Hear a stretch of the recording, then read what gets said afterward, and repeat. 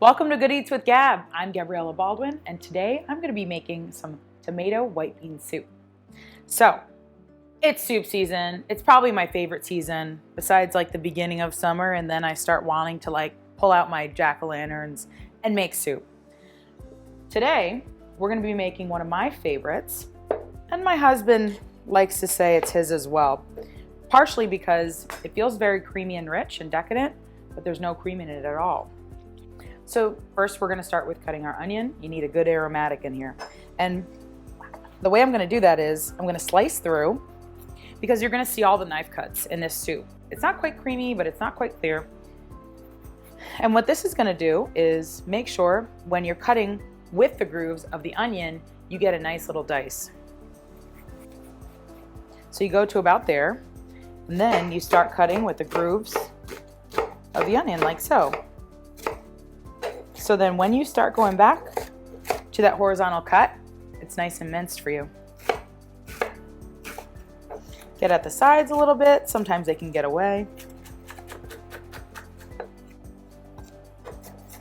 And run it through again. So now my oil's hot. Let's get our onions inside.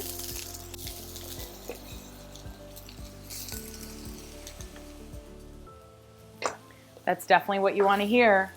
You know what I always say, you cook with your eyes, you cook with your ears, you cook with your palate. We'll kick up the heat a little bit more, add a little bit more oil, and get that rocking. Now, let's get our garlic going. And garlic, again, it's a matter of perception. It's like lines in the road. Follow them or don't. Ooh, that onion I have a late response on that onion. The younger or more ripe the onion is when you're really going to feel that burn. And if you don't, then that means your onions, it's not bad, it's just not very young. So I'm peeling off my garlic skin. Another way to do it is to chop off the edges and just peel it back with your nail. Or you could smash it like me. I'm like Hulk smash when it comes to garlic. Remove your skin, and you know where we're going, into our morro and pestle, or pilon. So what you want to do is get some salt and pepper in here. That's going to help the garlic stick to the morro and pestle, and you know you're going to have to season it anyway. You know, when I was young, my dad used to mash up the garlic, and he used to tell us to come over here and stick your tongue out, and then wipe the mortar on our tongue and see if we could handle the garlic. I think that's why I like garlic so much now. Soup is a great way to feed your family for not a lot of money and not a lot of time. We used to have a lot of soups for dinner over pasta, like pasta fagioli, or just with bread, a great garlicky bread. We're gonna kick this heat up even more. Now that we're sweating, we wanna get some brownness in here.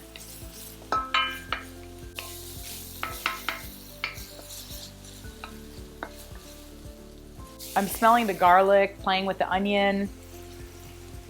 When you're cooking in a kitchen and you go from like 2 doubles to like a large party and you're tired and you're just turning on all of your equipment, there are 2 great smells, actually 3. It's clarifying butter, it's rendering onions, and it's cooking bacon. I think those 3 scents in my career have saved my life. So now we're starting to get a little brownness on the bottom. We're going to add in our tomato paste. The tomato paste is going to be a huge part of the color, the flavor, and the foundation. Like we always talk about, a good foundation in a recipe is very important.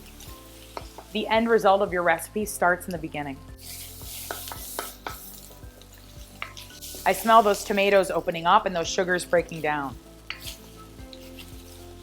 You could add wine to this. If you have it open, why not? Why not? But it doesn't call for any wine. So when you start smelling that toasty smell, then I'd like to get my tomatoes in.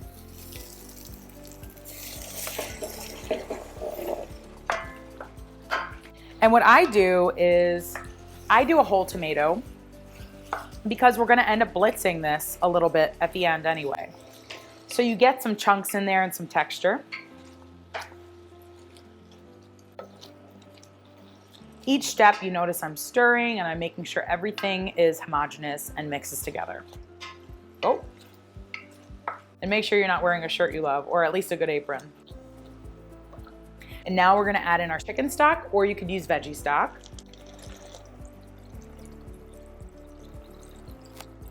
Perfect. I actually put a dash of cinnamon in this, or 2. It adds for a really nice nuttiness. Don't think that cinnamon brings sweetness. Just like I think a big misconception in cooking with vanilla extract, vanilla beans. They're not sweet, but they bring a roundedness to a recipe that's just to die for if it's used in the right way, just like sage. So on that note, we are gonna add some sage in here as well, as that's coming up to a simmer.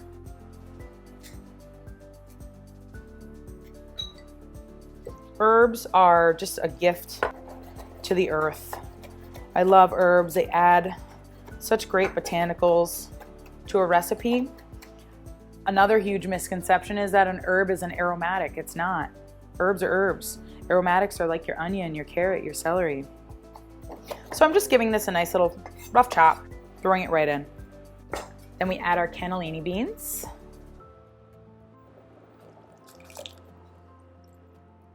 And a little bit more salt and pepper.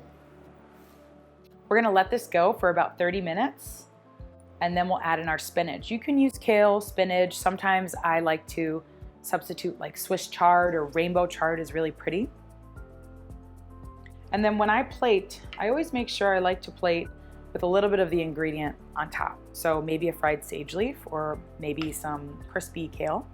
So now my soup is starting to bubble a little bit. I'm smelling all of the contents of the ingredients I added. I think we're ready to blitz it a bit. And this is a very important part because you want to keep some of the texture of everything that you just put in, but those beans are going to cream it right up.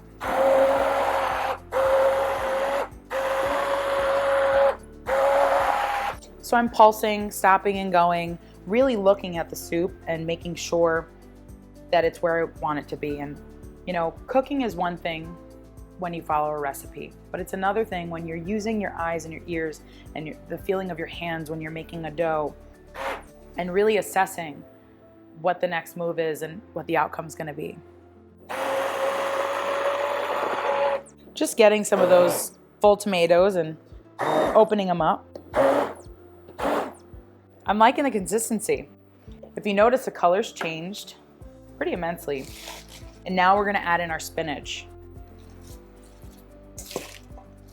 This makes it nice and hearty, guys. It makes for a really great soup entree. And don't sleep on the soup entrees. They're delicious and they'll fill you up. So I'm just gonna stir in my spinach, let it wilt a little bit, and then we'll serve.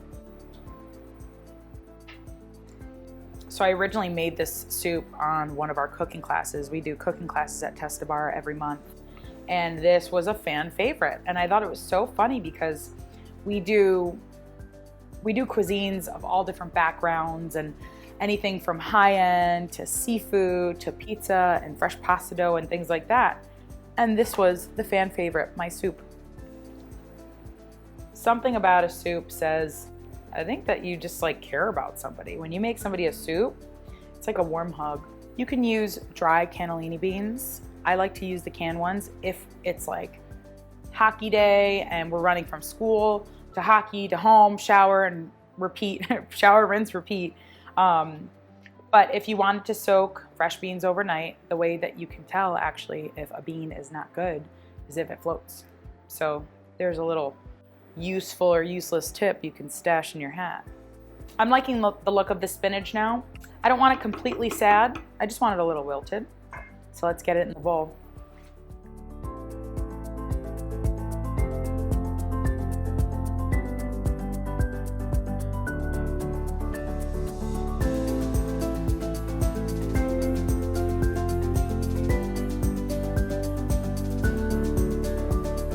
All right, let's see how we did. This is superior to soups everywhere. The beans opened up nicely when we blitzed it, made for a really beautiful texture. I taste herbs, I taste the crunch of that onion and the sweetness. The tomatoes developed nicely and the acids have broken down. And my spinach still has a little life to it. That's important with this soup. The spinach shouldn't be disintegrated. It should still have life to it. I'd say 10 out of 10, we crushed this soup. So I love it, and I hope you make it at home for somebody you love too. I really enjoyed making this dish for you, and I hope you make it for somebody you love at home. If you'd like to see what else I'm cooking, follow me on Instagram at Gabriella Baldwin with 2 N's. And thank you, WBRW, for producing this show. Until next time, see you later.